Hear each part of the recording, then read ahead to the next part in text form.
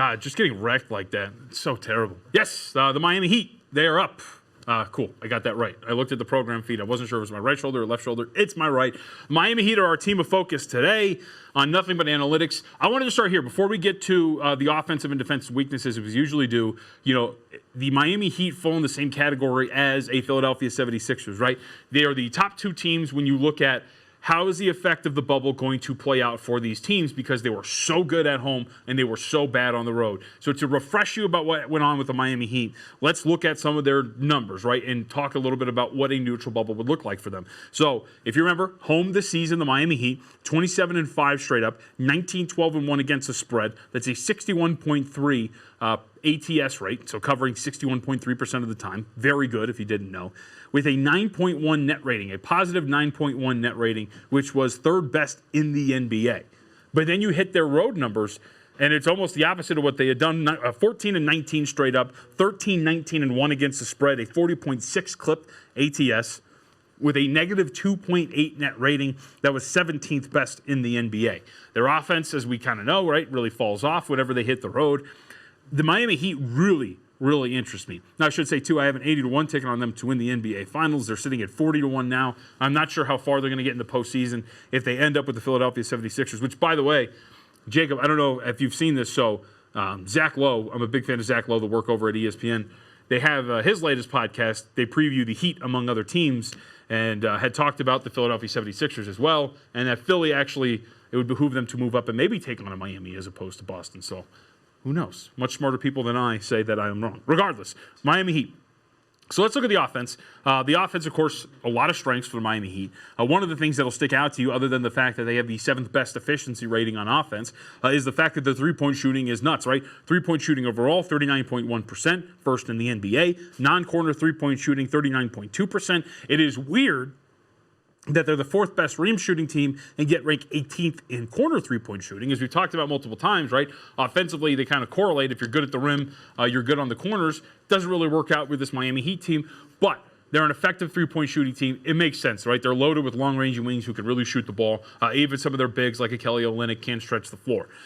Other things that they're fantastic. A half-court efficiency is solid at 99.1. Fast break efficiency, 126.5 points per 100 possessions in the fast break. That is the 8th best rate in the NBA. What I think is pretty intriguing about what goes on with the Miami Heat from an offensive standpoint is, and you see this with teams quite a bit, right, when it comes to their stars and their effect on the floor. And I'll pull up these numbers really quickly. When Jimmy Butler's off the floor, you see a pretty dramatic change with this team offensively, specifically, too, by the way, when it comes to the free throw rate. When Jimmy Butler's on the floor, that free throw rate spikes. It's one of the best free throw rates in the NBA. With him on the floor this season, their free throw rate climbs by 9.5 free throws made per 100 possessions. It's on the 100th percentile in the NBA with him on the floor, and with him off the floor, it obviously falls to a really low tier. So can they keep up in terms of getting to the free throw line with Jimmy Butler off the floor? He's become very good at drawing fouls from that perspective. But outside of that, the offense has a lot of balance.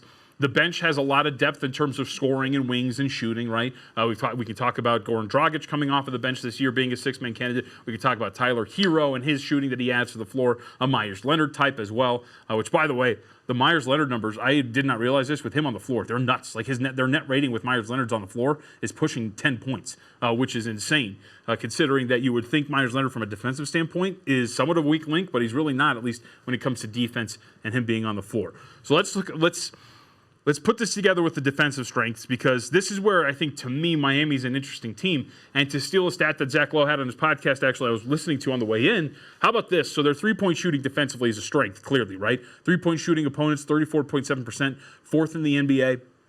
Corner three-point shooting, 37.4% they give it to opponents, the 8th best rate in the NBA.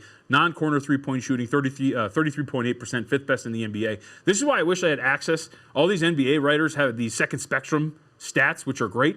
And according apparently to the second spectrum stats in ESPN, the Miami Heat rank 1st in terms of proximity of defenders to three-point shooters. So essentially meaning that they're fantastic on closing out on three-point shooters and getting there.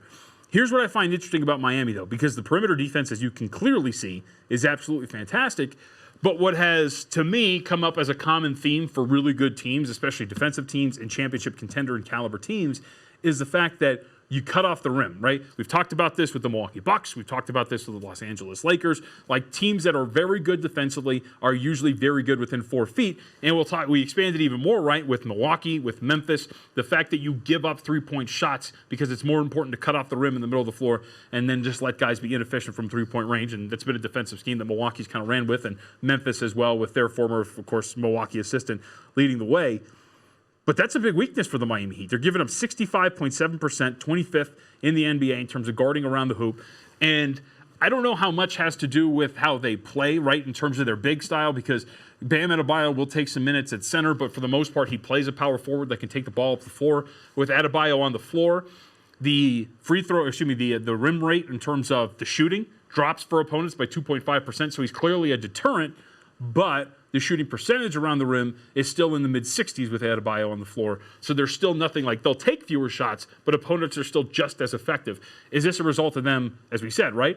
They have defenders that are always in the closest proximity to three-point shooters. Are they so set on actually guarding the perimeter that they leave lanes open to the rim? That's potential, right? But that's also somewhat worrisome when you get into some matchups, like with Philadelphia, for example, right?